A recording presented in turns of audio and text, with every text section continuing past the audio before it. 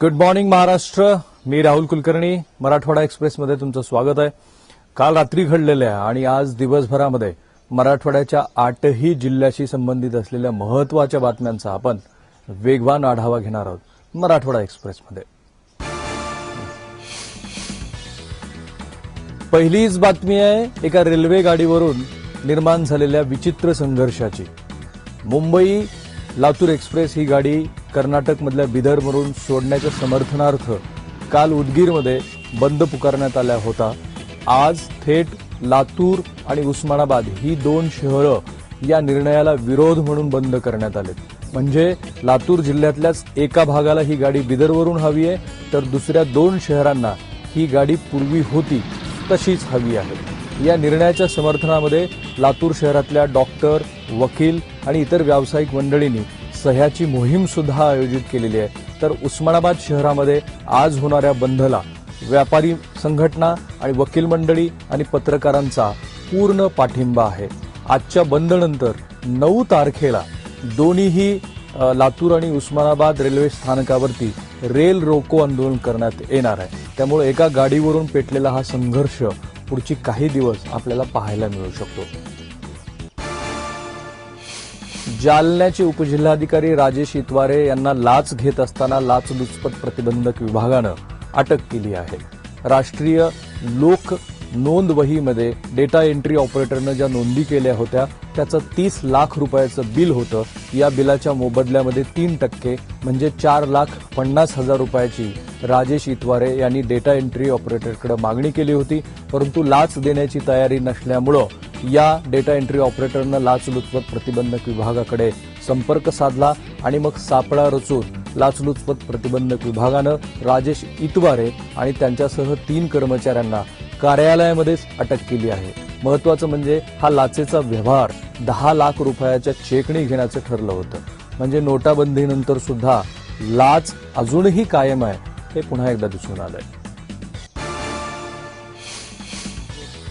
बीड जिल्ह्यातल्या गोलगरी गावामध्ये घडलेल्या दुर्दैवी घटनेचं नेमकं कारण काय हे अद्यापही स्पष्ट झालेलं नाही. ओ माई साई या 2 मयत मुलाच्या वडिलांनी चौसाळ्यामधून सफरचंद आणि चिक्कू खरेदी केलेली होती.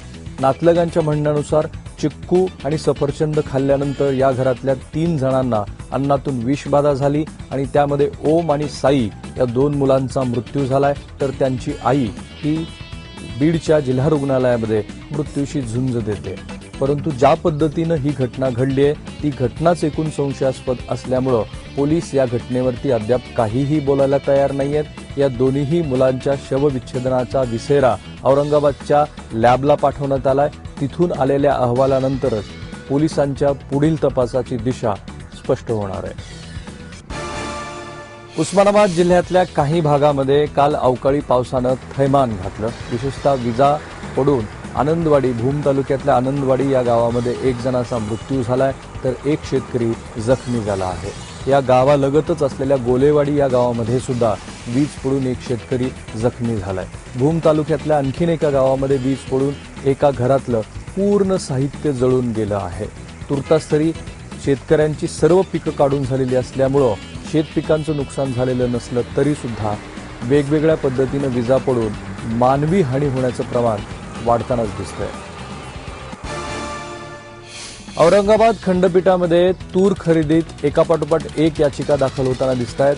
आधीच एक याचिका दाखल झालेली असताना काल लातूरच्या शिवाजीराव माने यांनी तूर खरेदीची नुकसान भरपाई द्यावी म्हणून याचिका दाखल केली आहे.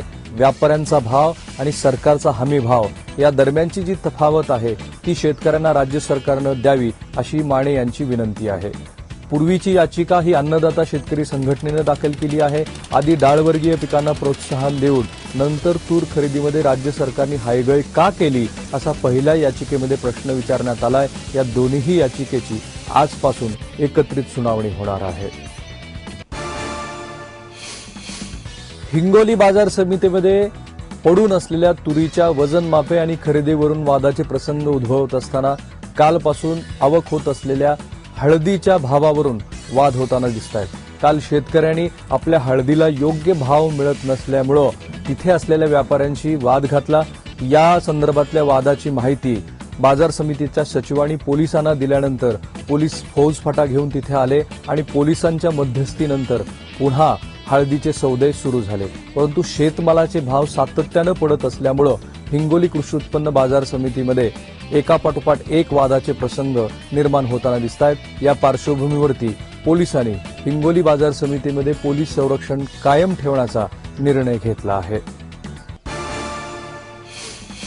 औरंगाबाद शहरातली गुन्हेगारी रोखण्यासाठी आता 10 विशेष ड्रोन लक्ष ठेवून असणार आहेत। औरंगाबाद पोलीस अधीक्षक यशस्वी यादव यांनी ही माहिती दिली आहे। या ड्रोन बरोबरच चिली पावडर असेल, स्मार्ट सिटी योजनेमधून औरंगाबाद शहराला 3,500 कॅमेरे मिळत आहेत, त्याही कॅमेऱ्यांचा वापर केला जाणार आहे। ड्रोन बरोबरच नागरिकांमधून विशेष पोलीस अधिकारी असे तब्बल 10,000 प्रशिक्षित नागरिक तयार करण्याचाही यादव यांचा मानस आहे।